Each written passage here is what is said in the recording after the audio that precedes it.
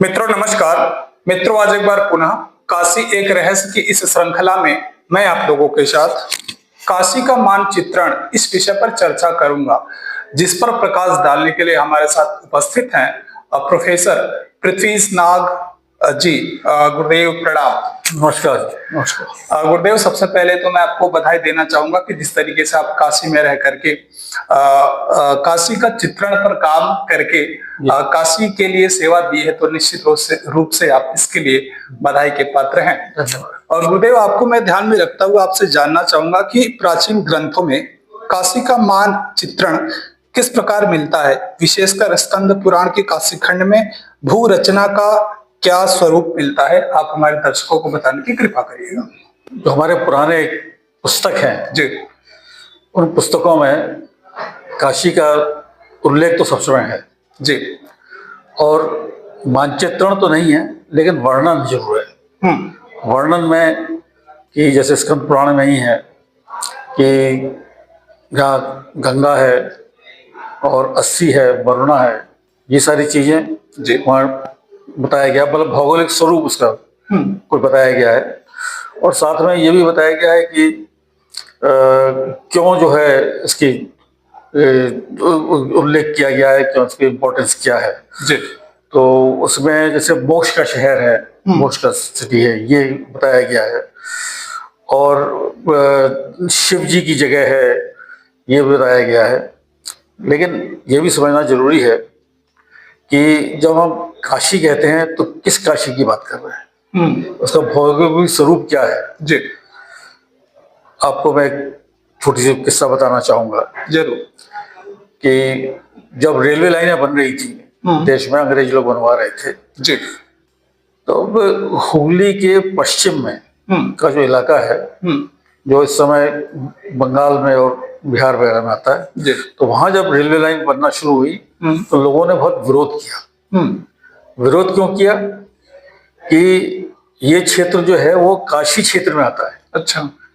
पूरा बिहार और बंगाल का जो पश्चिम एरिया है, मतलब हुगली के पश्चिम वाला एरिया, वो पूरा क्षेत्र जो है वो काशी क्षेत्र में आता है। और काशी क्षेत्र जो है एक धार्मिक क्षेत्र है। जी। उसमें ये विदेशी रेलवे लाइन नहीं बननी चाहिए। जी। तो बहुत विरोध हुआ, लेकिन बाद में लोग समझे तो फिर वो रेलवे लाइन बनी। तो जो मेरा कहने का मतलब है कि एक समय था कि काशी क्षेत्र को इतना बड़ा बनाया जाता था। बाद में भी जब काशी के ऊपर नक्शे वगैरह बने, जी, अंग्रेजों के समय में, अंग्रेजों के शुरुआत में भी, तो वो नक्शे जो है वो काशी क्षेत्र में कभी काशी जिला ले लिया गया, कभी जिले के आसपास को जिले में ले लिया गया। ये सारी चीजें जो है वो नक्शों में दिखाया गया है। जो काशी शहर है उसके बारे में जरा कम चर्चा थी। यदि आप नेशनल आर्काइव्स में जाएं, जी, नेशनल आर्काइव्स में दिल्ली में है, मिनिस्ट्री ऑफ कल्चर के अंतर्गत, उसमें जितने पुराने नक्शे हैं उनकी पब्लिश्ड लिस्ट है। उस लिस्ट में भी काशी, बनारस, इन सबों के ऊपर जो नक्शे हैं उसके बारे में वहाँ पे उल्लेख है। जी। तो वहाँ पे जो नक्शे हमने जो देखे वहाँ जाकर, कि उसमें वही जिले के बारे में, जिले से बाहर के बारे में, और कुछ जो है जो महत्वपूर्ण जो फीचर्स थे उन सबों को वहाँ दिखाया गया है। लेकिन शहर है सच वो नहीं था। तो जब काशी की इम्पोर्टेंस सब समय थी, तो जब काशी का जो जरूरत पड़ी कि काशी को जो है वो उसका भी नक्शे बनने चाहिए यहाँ के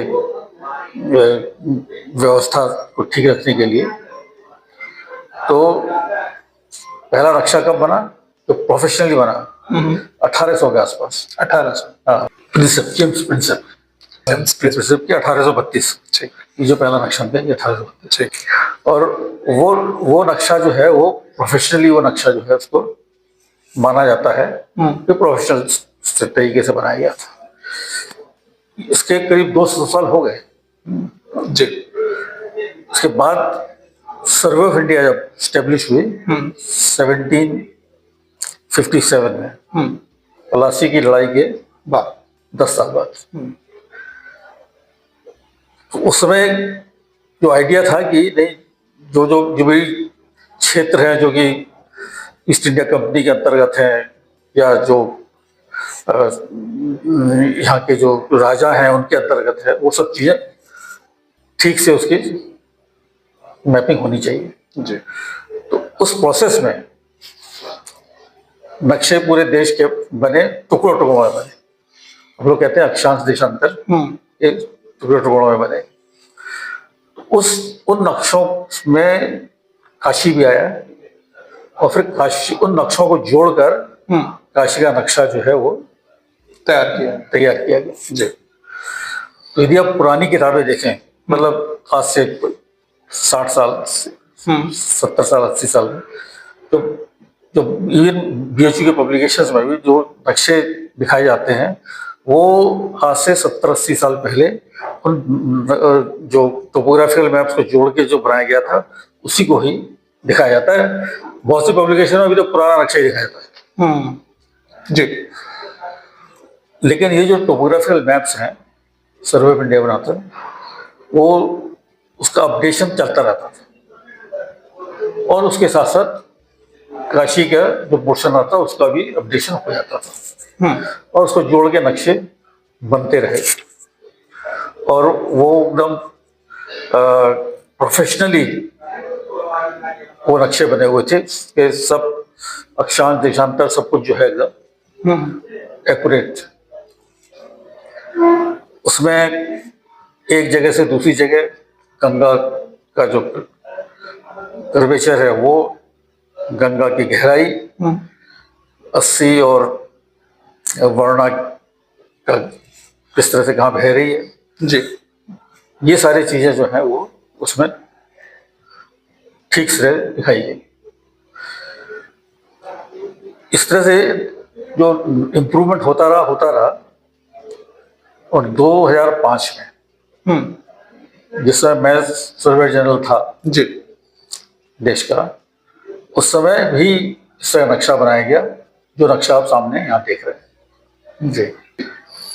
इस नक्शे को देखें 2005 के आसपास का है, और आज को के जो सिचुएशन है उसको कंपेयर करेंगे तो आपको लगेगा कि बनारस कितना फैल गया है।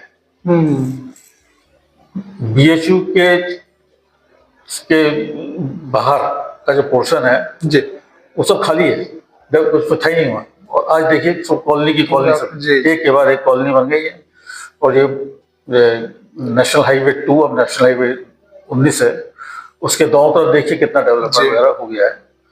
तो बहुत फास्ट डेवलपमेंट हो रहा है, मोदी जी बहुत कुछ कर रहे हैं यहाँ, तो उसलिए भी डेवलपमेंट बहुत तेजी से हो रहा है। इसलिए अब जो है एक डायनामिक तरीके से नक्शा बनाने की भी जरूरत है।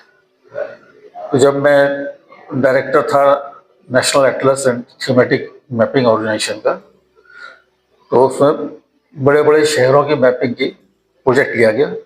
शुरू में कलकत्ता का किया गया, और नंबर 2 था महाकाशी का। उस महाकाशी के अंतर्गत जो पूरा क्षेत्र है और आसपास के क्षेत्र है, क्योंकि इकोनॉमिक डेवलपमेंट के लिए आसपास के क्षेत्रों में डेवलपमेंट ज़्यादा होता है, इंडस्ट्री लगती है, कॉलेजेस बनते हैं, इंस्टीट्यूशन बनते हैं, हॉस्पिटल बनते हैं, वो क्षेत्र को भी लेकर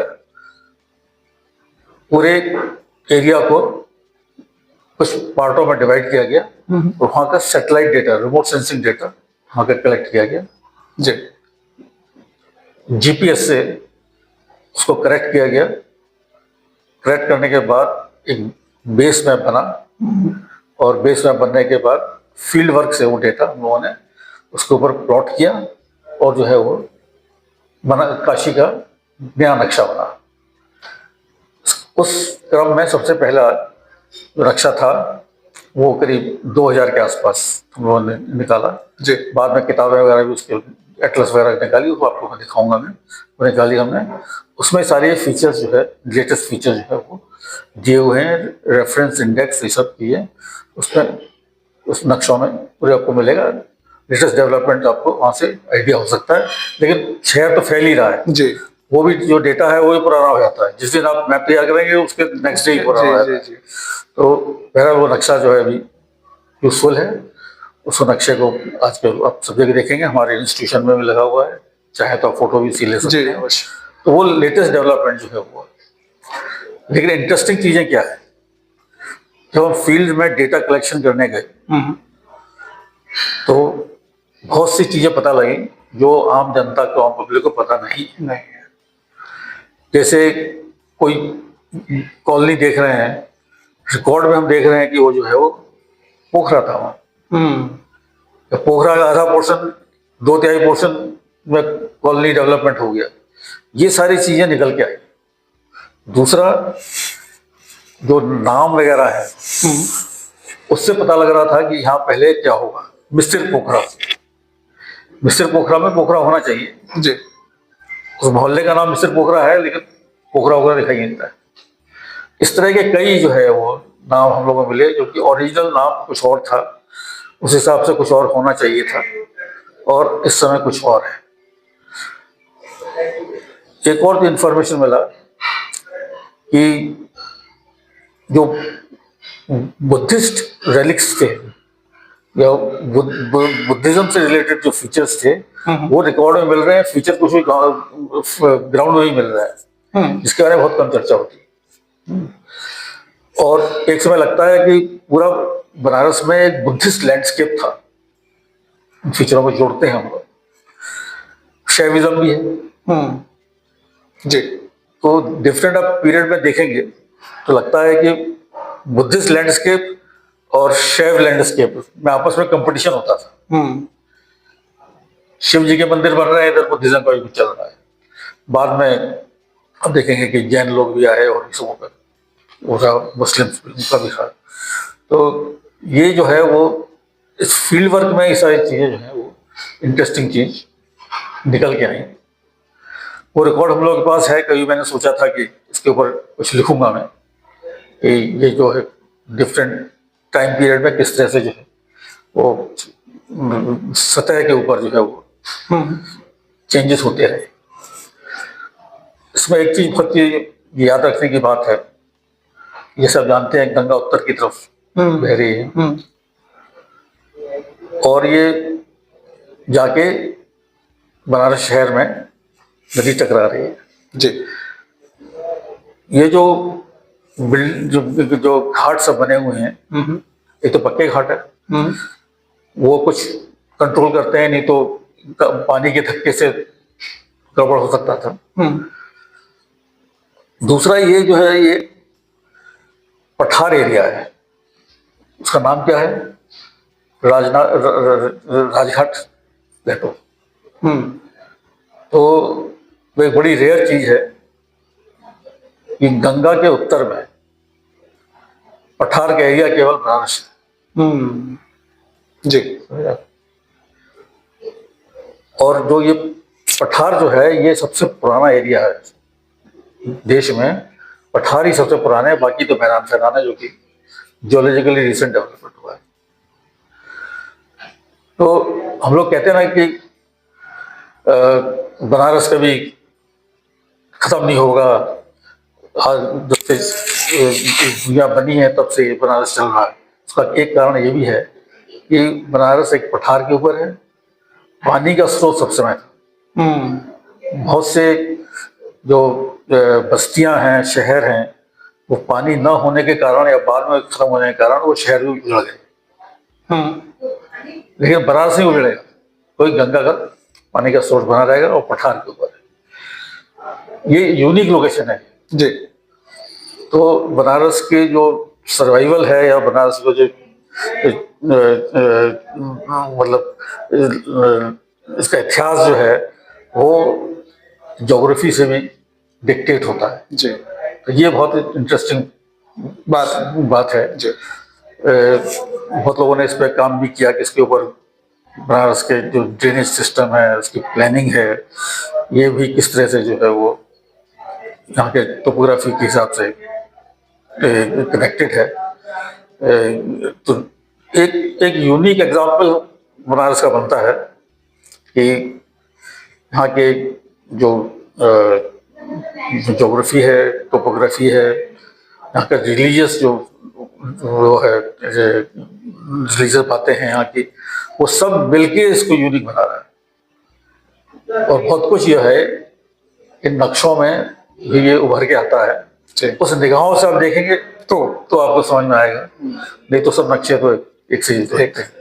तो ये कुछ कहना चाहूँगा, कुछ प्रश्न होंगे आपके बताओ। गुरुदेव, आगे मैं आपसे जानना चाहूंगा कि क्या प्राचीन भारत में काशी का कोई पारंपरिक या तीर्थ आधारित मानचित्र उपलब्ध था क्या? जैसे मैंने आपको बताया जी। कि मानचित्र तो नहीं था, हम्म। लेकिन वर्णन जरूर है, भौगोलिक वर्णन जरूर है, जिसको हम मानचित्र में हम लोग उसे उतार सकते उतार हैं। सकते हैं, उसको इंटरप्रेट कर सकते हैं। जी। ये एक है। दूसरा ये है कि स्केच मैप्स थे, हम्म।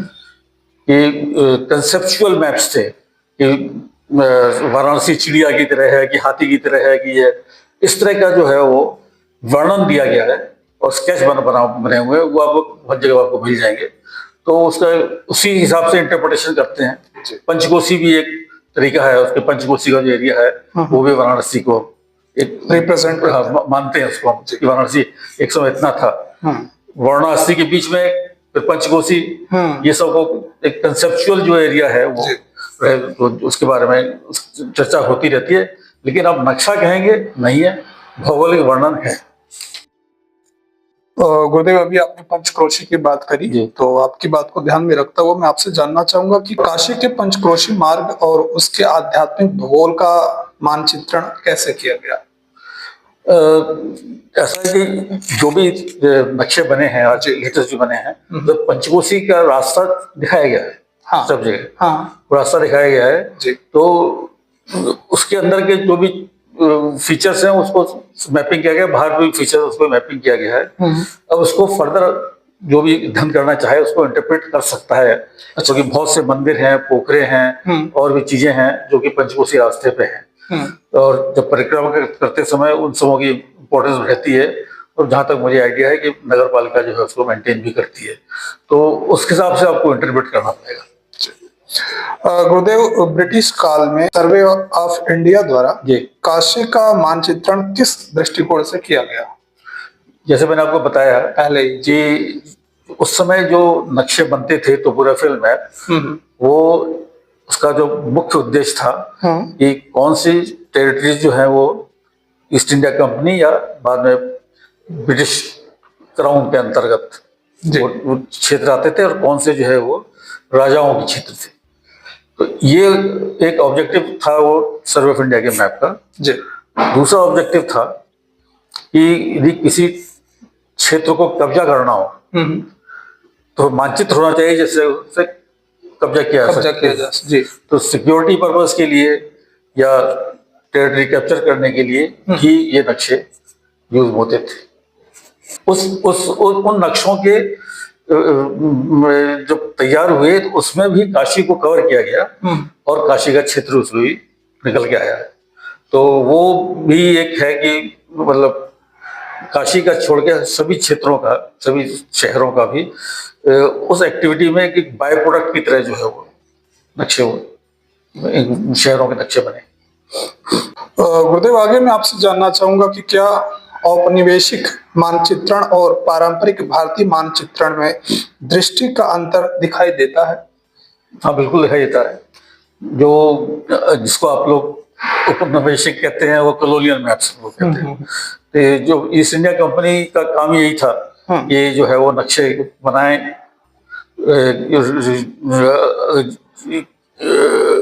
ईस्ट इंडिया कंपनी के ब्रिटिश टेरिटरी इन सबों को दिखाया जाए, और कहाँ क्या करना है, कैसे करना है, रेलवे लाइन कहाँ से बननी है, शहर कैसे कहाँ लोकेशन करना है, ये सब चीजें जो है वो कॉलोनियल एक्टिविटीज जो थी उन सबों के लिए ये नक्शे जो है वो व्यवहार में आते थे।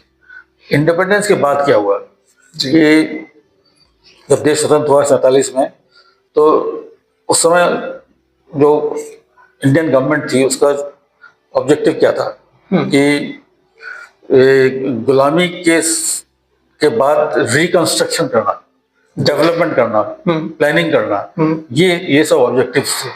तो उस ऑब्जेक्टिव में बहुत कुछ इन नक्शों से काम आता था, लेकिन पूरी चीजें नहीं आती थी। पॉपुलेशन का लोकेशन, सेटलमेंट कहाँ है, रिसोर्सेज कहाँ है, ये सारी चीजों की भी जरूरत पड़ने लगी डेवलपमेंट वगैरह के लिए। तो वो जब प्रायोरिटीज हो गई इरिगेशन था एक बहुत बड़ा काम। जी। तो वो सब प्रायोरिटीज हो गई, तो फिर नक्शों का फोकस जो है वो दूसरा हो गया। और यदि आज आप पूछें, आज सारे मैप जो हैं, नक्शे हैं, वो सब डिजिटल बन रहे हैं, जी। कंप्यूटराइज बन रहे हैं, लेटेस्ट टेक्नोलॉजी यूज करके बन रहे हैं। उनका फोकस ही यही है कि शहरों का डेवलपमेंट हो, सड़कों का हो, इंफ्रास्ट्रक्चर का हो, एयरपोर्ट्स बने, तो उन सब चीज़ों को, टेलीकम्युनिकेशन की चीज़ें हो, वो सब चीज़ों को मीट करते हैं, जो कि कॉलोनियल मैप्स में नहीं थे। अभी आपने आधुनिक शब्द का प्रयोग किया, जी। तो इसी बात को ध्यान में रखते हुए मैं आपसे आगे जानना चाहूंगा गुरुदेव कि आधुनिक जियोग्राफिक इंफॉर्मेशन सिस्टम जी। तकनीक काशी के सांस्कृतिक मानचित्रण में कैसे सहायक हो सकती है? तो ऐसा है कि जब हम ये GIS या भौगोलिक सूचना प्रणाली, जी। उसको जब हम यूज करते हैं, तो उसमें क्या है कि हर तरह की इंफॉर्मेशन को हम कोरिलेट करते हैं, क्षेत्रीय कोरिलेशन, इंग्लिश में स्पेशल कोरिलेशन हम लोग तो करते हैं। जी। जैसे जनसंख्या कहाँ है तो पानी कहाँ है, तो एग्रीकल्चर कहाँ हो रही है, तो जनसंख्या जहाँ ज्यादा है वहाँ ग्राउंड वाटर है कि नहीं है, पेड़ पौधे कितने हैं, ये सारी चीजों को कोरिलेट करते हैं, तब वो GIS का हम लोग यूज करते हैं, जिससे कि इंटीग्रेटेड डेवलपमेंट हो सकता है।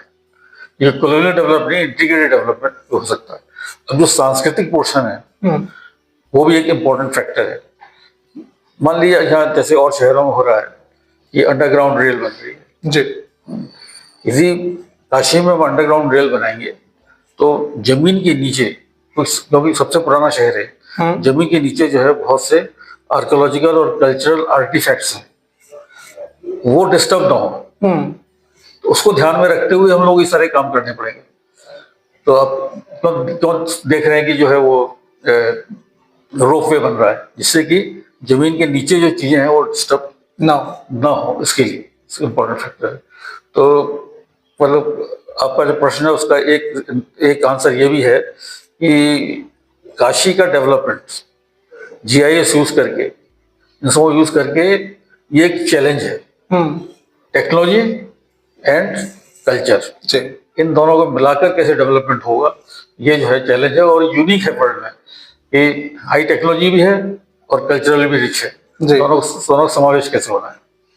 गुरुदेव, काशी को अविमुक्त क्षेत्र कहा जाता है, इस आध्यात्मिक अवधारणा का भू मानचित्रण कैसे संभव है?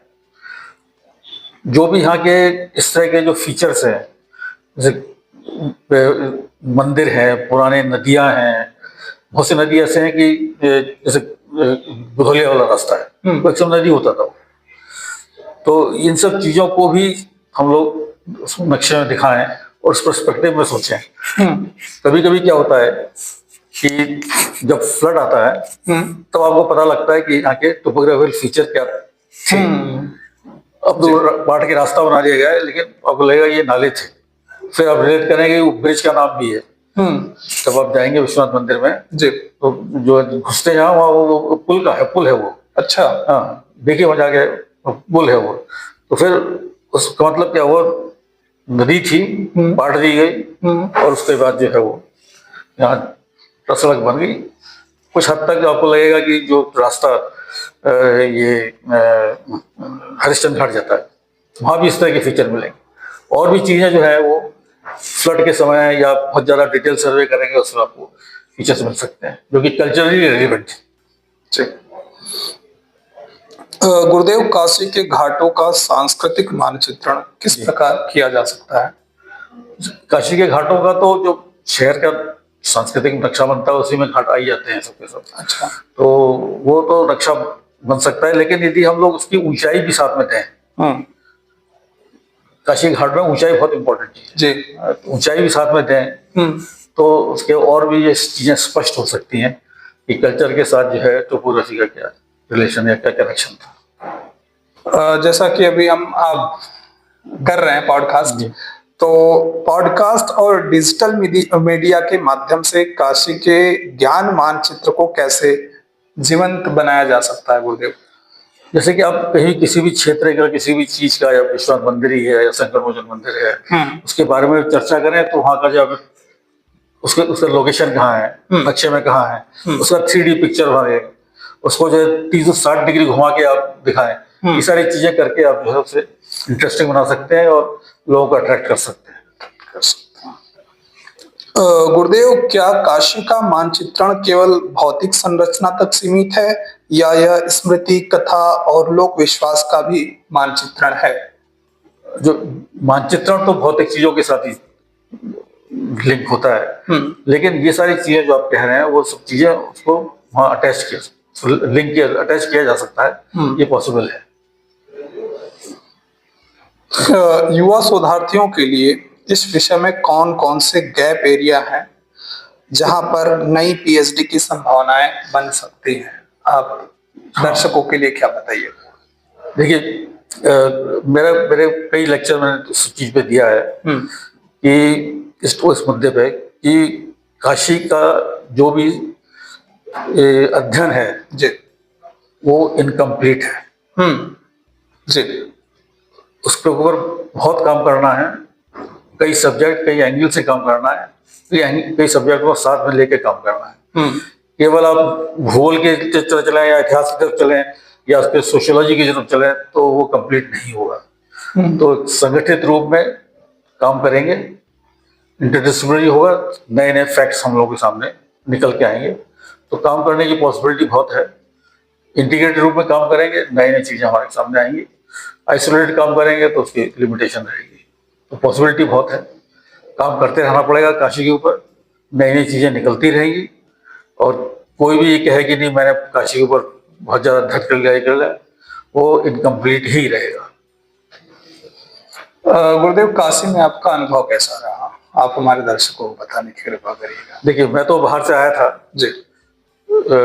1966 में मैंने पीयूसी में एडमिशन लिया था, पीएचडी तक यहाँ से किया, 10 साल रहा, 76 तक। और फिर मैं कलकत्ता में नौकरी में गया, लेकिन काशी में आता रहा। हर साल 2-3 चक्कर लग जाते थे किसी न किसी काम से।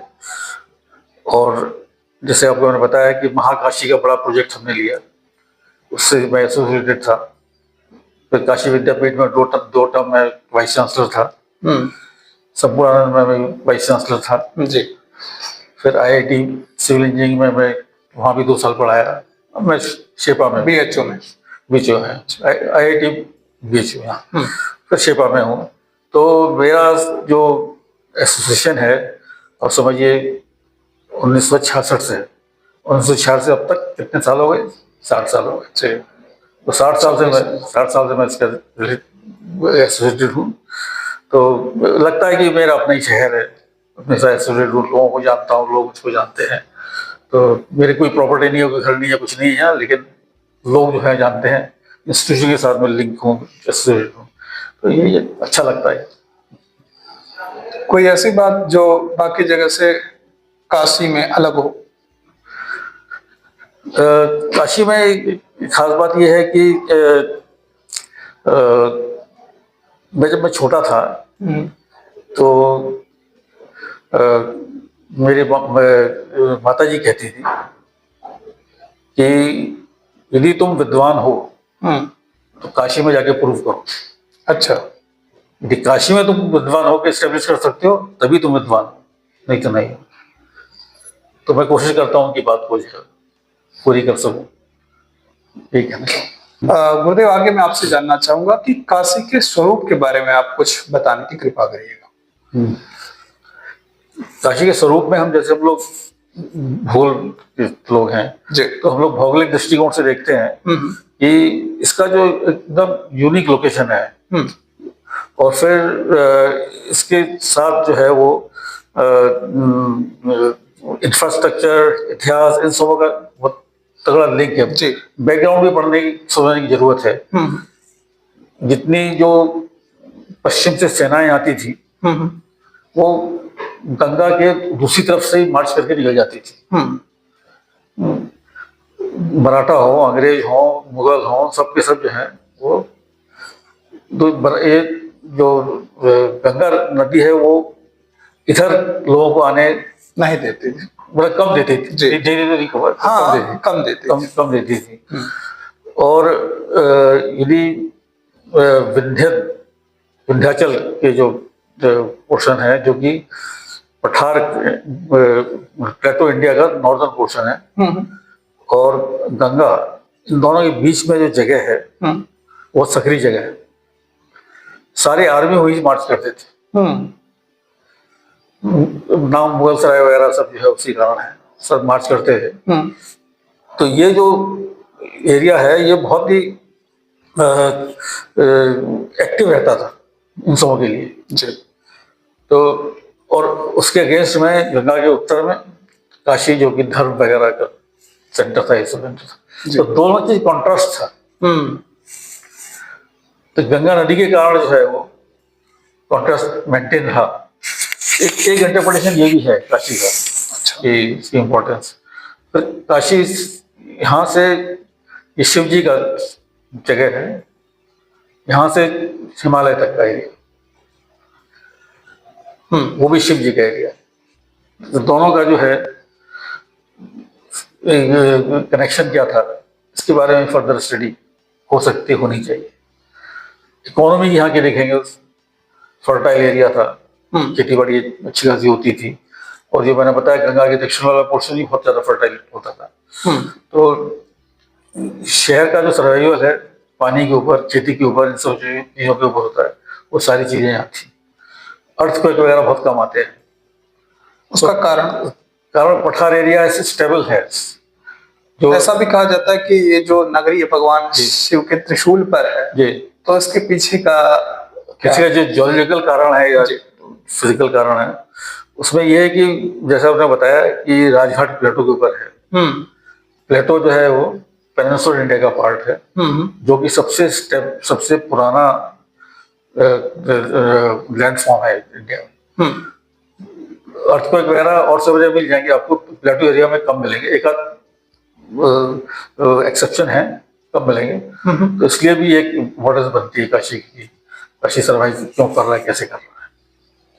तो मतलब इतिहास, कल्चर और ये आध्यात्म, ये सबको मिला के काशी देखना है। एक चीज को देख के काशी का डिस्क्रिप्शन नहीं हो पाएगा। गुरुदेव, आगे मैं आपसे जानना चाहता हूँ कि बदलती हुई काशी के बारे में आप क्या कहिएगा? जी, बदलती काशी में जो चैलेंज है जी, वो है कि पुराने स्वरूप को मेंटेन करना, पुराने ट्रेडिशन को मेंटेन करना, और फिर भी सुविधाएं जो है वो प्रोवाइड करना। तो ये चीजें चैलेंज जो डेवलपमेंट के इनिशिएटिव्स होंगे, इन सब चीजों को ध्यान में रख के करना पड़ेगा, जो कि बहुत बड़ा काम है। क्योंकि आपको लोग काशी को गली से जानते हैं, गलियों से जानते हैं, बहुत सी चीजें गलियों में ही है। यदि कुछ ऐसा डेवलपमेंट हो जाए कि मॉल वॉल बनना शुरू हो जाएंगे, तो गलियों को क्या होगा?